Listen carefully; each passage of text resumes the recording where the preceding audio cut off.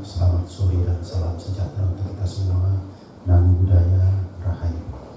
Masyarakat Bali yang saya cintai, semoga semuanya saya temui hari ini dalam keadaan sehat walafiat, dapat menunaikan tugas-tugas kehidupan ini dengan baik dan selalu dalam keadaan sehat serta terhindar dari penyebaran COVID-19 ini.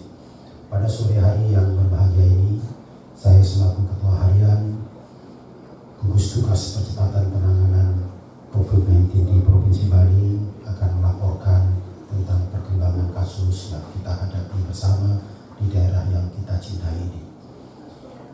Pada sore hari ini dapat saya informasikan bahwa ada penambahan kasus positif sebanyak 11 orang. Terdiri dari 9 orang yang terinfeksi karena dibawa dari riwayat perjalanan dari luar negeri atau imported case, dan 2 orang positif karena terinfeksi melalui interaksi di tengah-tengah masyarakat kita yang disebut dengan transmisi lokal. Dengan demikian maka jumlah akumulatif yang positif sampai hari ini menjadi 359 orang. Kemudian dilaporkan juga hari ini ada yang sembuh sebanyak 7 orang. Maka jumlah akumulatif yang sembuh sampai dengan hari ini 257 orang atau 71,59% dari total yang terinfeksi COVID-19 ini. Jadi tingkat kesembuhan kita mencapai 71,59%. Yang meninggal hari ini dilaporkan nihil dan kita berharap ke depan tidak ada lagi saudara-saudara kita yang meninggal karena COVID-19 ini. Sementara warga kita, sahabat kita yang masih dalam perawatan baik di rumah sakit atau di tempat karantina yang dikelola oleh pemerintah Provinsi Bali sebanyak 98 orang. Dari akumulatif positif sebanyak 359 orang yang saya sampaikan tadi, saya akan rinci lagi lebih detail. Yakni 8 orang adalah warga negara asing. Ini tidak bertambah cukup lama dan mudah-mudahan tidak bertambah lagi. Sementara dari WNI sebanyak 351 orang. Jadi 8 tambah 351 adalah 359 orang. Dari 351 orang ini saya rinci lagi menurut di mana atau bagaimana proses infeksi itu terjadi. Melalui imported case itu sebanyak 182 orang. Terdiri dari 179 orang PMI atau pekerja migran Indonesia dan 3 orang non-PMI. Dengan demikian jumlah warga kita yang terinfeksi COVID-19 melalui imported case sebanyak 52,92 orang. Selanjutnya dari yang terinfeksi dari daerah terjangkit di Indonesia sebanyak 31 orang atau 8,63%. Sementara yang terinfeksi melalui transmisi lokal, artinya terinfeksi di tengah-tengah masyarakat kita karena interaksi satu yang lainnya, itu sebanyak 138 orang. Jadi kalau dipresentasikan itu adalah 38,44%. Saya ulangi data-data ini dalam bentuk persentase. Persentase yang positif COVID-19 melalui imported case adalah 52,92 orang. Ini adalah penyumbang terbesar dari positif COVID-19 di daerah kita. Sementara yang terinfeksi dari daerah terjangkit, maksudnya dari daerah lain di luar Bali tetapi masih di Indonesia, itu 8,63%. Ini kecil ya. Dan yang melalui transmisi lokal sebanyak 38,44%. Artinya yang tertinggi tetap dipegang oleh imported case, dan yang kedua adalah melalui transmisi lokal. apa makna angka-angka ini yang saya sampaikan melalui persentase ini. Kalau sebelumnya saya sampaikan dalam bentuk angka yang absolut, hari ini saya sampaikan dalam bentuk persentase, supaya kita semua bisa mengetahui jenis mana yang paling banyak menimbulkan infeksi COVID-19 ini. Dari laporan saya tadi, kita masih didominasi oleh imported case. Tetapi angka transmisi lokal ini menunjukkan pergerakan naik dari hari ke hari. Sampai hari ini jumlahnya 38,44%. Angka ini bukan angka yang kecil. Kita tahu transmisi lokal itu terjadi di tengah-tengah masyarakat kita karena ada interaksi jarak dekat, karena tidak memakai masker, karena tidak mencuci tangan, menggunakan sabun di air mengalir, karena kurang menjaga kesehatan dan kebugaran tubuh kita. Oleh karena itu, terhadap dua penyumbang besar penyebab COVID-19 ini, satu adalah imported case, yang kedua transmisi lokal. Kedua cara atau mekanisme ini membutuhkan cara penanganan atau strategi penanganan yang berbeda satu sama yang lainnya. Untuk yang imported case, pemerintah Provinsi Bali dengan gugus tugas percepatan penanganan COVID ini melakukan upaya untuk memperkuat penjagaan pemeriksaan pintu-pintu masuk Bali, baik di Bandara Ngurah Rai, di Pelabuhan Benoa, di Pelabuhan Gilimanuk, dan juga Pelabuhan Padang Bayi. Untuk strategi penanganan di pintu-pintu masuk ini, gugus tugas sudah mulai dalam beberapa hari terakhir ini melakukan penguatan pemeriksaan. Kalau di masa lalu atau sebelum periode Mei ini kita melakukan screening di pintu masuk menggunakan rapid test. Tetapi dalam minggu-minggu terakhir ini di bulan Mei kita sudah menggunakan tes swab, atau tes terhadap sampel swab yang diambil dari setiap yang datang di pintu masuk ini, terutama sekali di Bandara Ngurah Rai dan di Pelabuhan Benoa. Ini sudah ada kesepakatan antara Gubernur Bali dengan Bupati dan Wali Kota Sebali, yakni di pintu masuk Bali, terutama sekali di Bandara Ngurah Rai dan di Pelabuhan Benoa, setiap PNI atau repatriasi yang datang ini kita terapkan uji swab menggunakan metode PCR. Tujuannya adalah untuk memastikan bahwa tidak ada satu orang pun PNI ini yang positif bisa berada di tengah-tengah masyarakat kita. Oleh karena itu, maka kepada siapapun yang ditemukan positif dalam uji PCR, maka langsung diambil dan ditangani oleh gugus tugas provinsi. Kami tempatkan di tempat-tempat karantina yang dikelola oleh pemerintah Provinsi Bali dan juga di rumah sakit rujukan. Sedangkan yang kedapatan swabnya atau uji swabnya negatif tetap ditangani oleh pemerintah, yakni pemerintah kabupaten kota. Mereka juga melakukan karantina terhadap PNI yang pulang meskipun hasil swabnya negatif, untuk mencegah dampak yang harus kita antisipasi, maka tetap diwajibkan karantina oleh kabupaten kota. Dengan demikian, untuk PNI ini sebenarnya kita relatif cukup kuat melakukan pemeriksaan, penanganan, sehingga tidak ada satupun PNI yang pulang dalam keadaan positif COVID-19 ini bisa lepas di tengah-tengah masyarakat kita. Itu adalah upaya-upaya penguatan pemeriksaan yang kita lakukan di pintu-pintu masuk Bali. Sedangkan untuk di Gilimanuk dan juga Padang Bayi, secara teknis kita sulit melakukan uji swab, maka yang kita lakukan adalah rapid test. Di pintu masuk di Gilimanuk setiap hari juga dilakukan rapid test untuk memastikan bahwa setiap orang yang datang ke Bali maka dia negatif COVID-19. Kalau ada yang kedapatan positif dan tidak mempunyai alasan yang jelas untuk datang ke Bali, maka kita kembalikan ke daerah asalnya.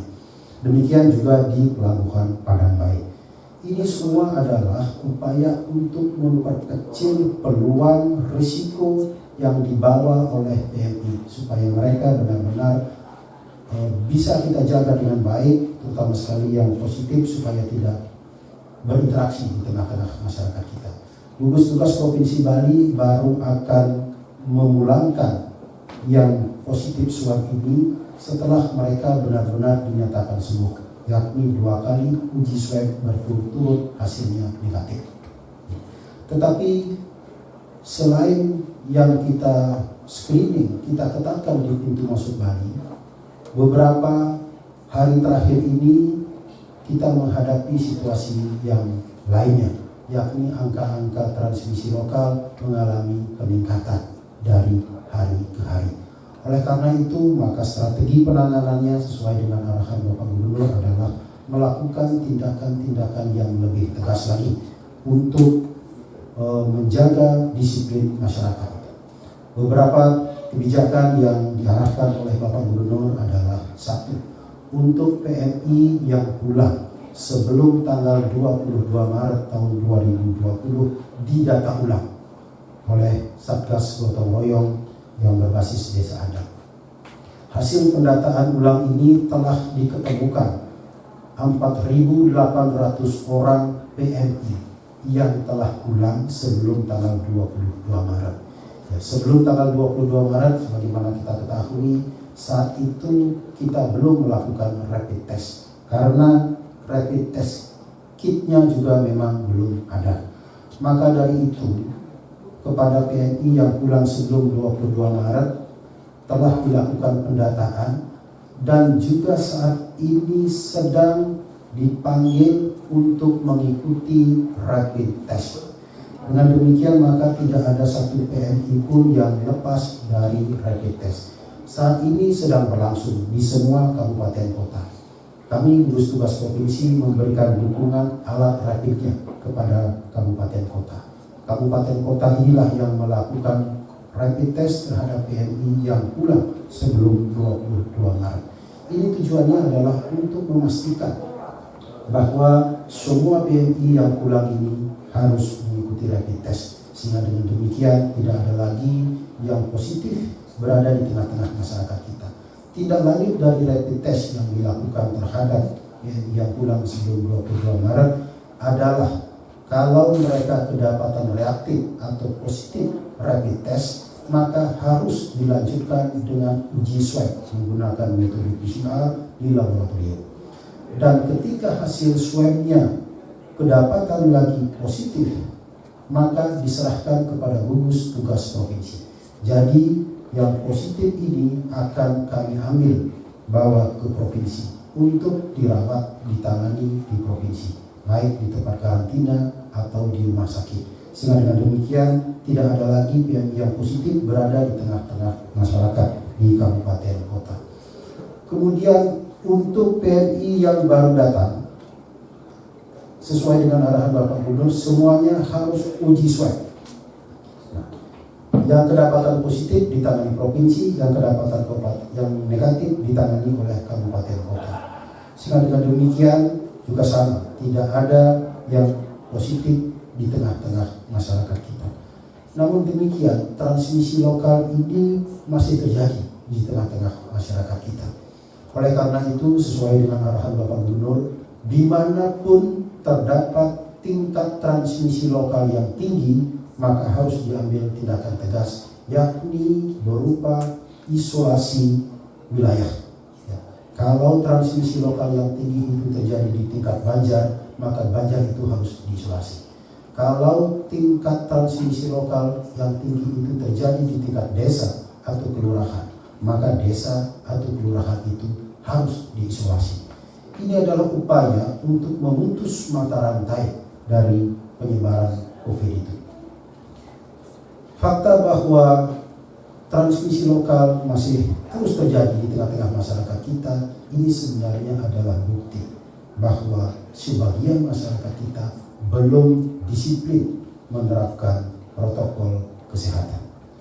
Kalau saja masyarakat disiplin melaksanakan protokol kesehatan, yakni menggunakan masker, mencuci tangan dengan sabun di air mengalir, menjaga jarak yang aman satu sama yang lainnya, menghindari keramaian, menjaga kesehatan dan kebugaran tubuh, maka transmisi lokal itu tidak akan terjadi.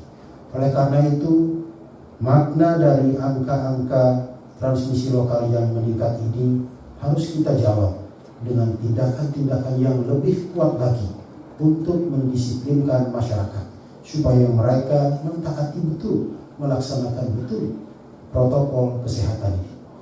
Dimanapun transmisi lokalnya tinggi, saya pastikan di situ sebagian masyarakatnya belum disiplin mengikuti protokol kesehatan. Ini adalah tantangan kita bersama, seluruh masyarakat Bali, seluruh tokoh-tokoh agama, seluruh pemuka masyarakat, seluruh pemimpin harus bersama-sama mengupayakan penguatan disiplin masyarakat di dalam melaksanakan protokol kesehatan. Kalau itu bisa kita lakukan dengan baik, maka transmisi lokal sesungguhnya bisa kita hentikan penyebarannya. Sedangkan kepada mereka yang positif itu dirawat, dikarantina, atau juga di rumah sakit. Proses perawatan atau penanganan ini berjalan dengan baik. Ini bisa kita buktikan dengan tingkat kesembuhan kita yang tertinggi di tingkat nasional, yakni 71,59%. Ini artinya penanganan perawatan terhadap mereka yang positif COVID ini bisa berjalan dengan baik, apakah itu di rumah sakit ataupun di tempat karantina. Nah, mudah-mudahan ke depan kita semua bisa menarik pelajaran tentang transmisi lokal ini.